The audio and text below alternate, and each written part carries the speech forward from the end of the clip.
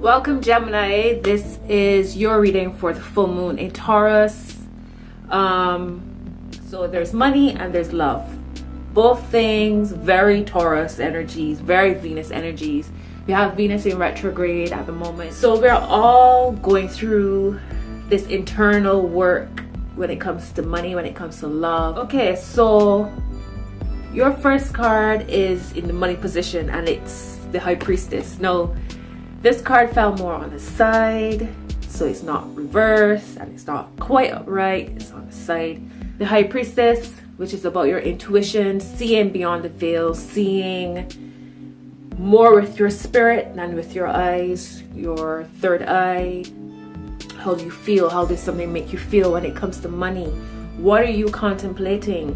What is it that you're like, part of you is getting that gut feeling and you're more leaning towards that, but yet there's parts of you that are possibly preferring to see something with rose tinted glasses. There's some kind of balance in that going on here with your High Priestess. So before I go on, let me tell you what are the cards holding up your money and your love. At the bottom of the deck was Two of Swords reversed. So whatever situations where you are like now forced to make a decision, or you're now ready to make a decision, now is the time. As the moon starts to wane after the full moon, you'll feel even more stronger, more solid to make that decision. But I feel like you've already decided. Maybe that's where your High Priestess is on, it's on a side, because you are quite close to making that decision, whatever it is as far as your money. It's making you, whatever you have decided on, it's making you feel balanced, because you have King of Cups at the top of the deck. And I feel with the King of Cups, he is very emotionally balanced. He's fulfilled, he's enjoying life. No matter what happens around this king, he always feels centered.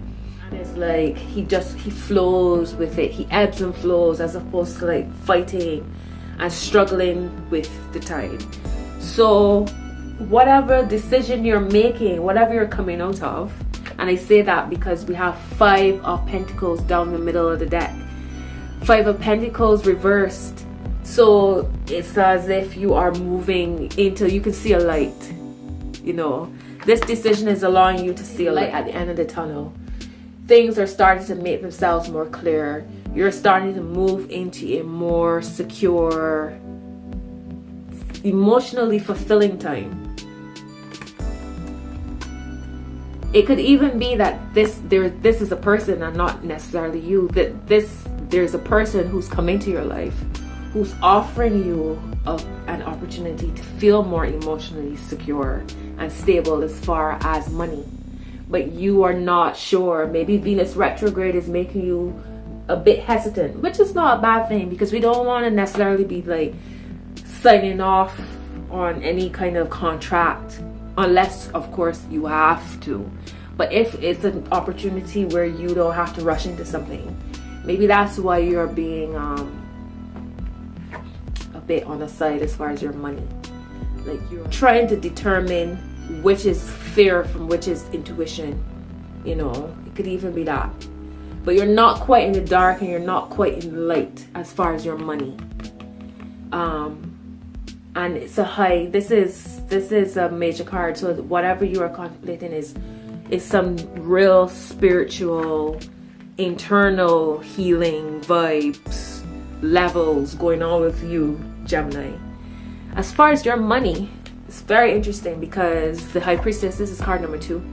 As far as not your money. As far as your love, it's the Magician, which is card number 1. So you have card number 2 and card number 1 for your money and your love. The Magician, I feel like the energies, whatever you could possibly want in a loving relationship, it's at you. It's always at us. The energy comes from within us and flows out. How people treat us is how we treat ourselves, Whatever messages come through from people outside of us has to do with us on an internal level. So whether it's not always that who we attract is a direct reflection of us, it could just be a balance of us. So if we attract a certain type, maybe it's because there is a certain aspect of us that needs to be healed to start attracting that type. Not necessarily that you are like that person, you know, it's not always black and white, but it's the magician. So the energy is within you. You are balanced. If you're balanced within you, if you treat yourself on a certain level, if you whatever you accept into your life, whatever makes you happy, however you flow, whatever you align with is what you will receive. You're coming out of the dark as far as love, because Venus retrograde is forcing us to look at how we deal with people. How do we how much energy are we leaking out to people? What boundaries do we set, if any? Healthy boundaries. What is this decision that you're making as far as your love? So these are your foundation cards. Let's go back to it. And this is you in love. Feeling inspired, feeling connected. Where are we digging deep within us? The right decisions, the right choices for us. Not what feels good, what's in our comfort zone, but what is the best choice for us to thrive, to be happy. What do we need to cut? And again, I feel as if as the moon wanes, things will start to make a lot more sense to you. If this is a person who's come into your life, maybe understanding again that whoever comes into your life is a reflection of us or balance of us in some way. So if you're attracting these good vibes, because this King of Cups, this is beautiful energies, and he's facing these two. He's facing these two that are walking in the dark, in the snow and the cold, and it's almost as if he's offering some sustenance and some real fulfillment and warmth and love to those two that are in the cold. You can pull that in. It's down to you. We create our realities. So what are we going to work on? What are we working on with the Venus retrograde energies? What are we working on as far as the full moon in Taurus? The beautiful thing, and I would have mentioned, if you look back to 6 months ago when there was the new moon in Taurus, what did you journal? What were you thinking about? What were you dealing with? What did you put into place to help you to grow? What were you looking to heal? So if we go back to that 6 months ago and we look at where we are now with the energies, it will assist you in knowing where I've fallen off, what I've kept up with. Look at what's grown. Look at what's fallen away. Look at what's presenting itself for me in 6 months now down the road. You know, all these are prompts, but this is you, Gemini. Interestingly enough, card 1 and 2, which equals 3, which is the number of creation. That's some big energies for you, Gemini, to work with for this full moon in Taurus. I pulled an oracle card for you. It's card number 12, a change in the wind, reversed. It says there are conditions brewing in your life you have no control over. Don't fight them. Change is inevitable and it is for the best, for the higher good.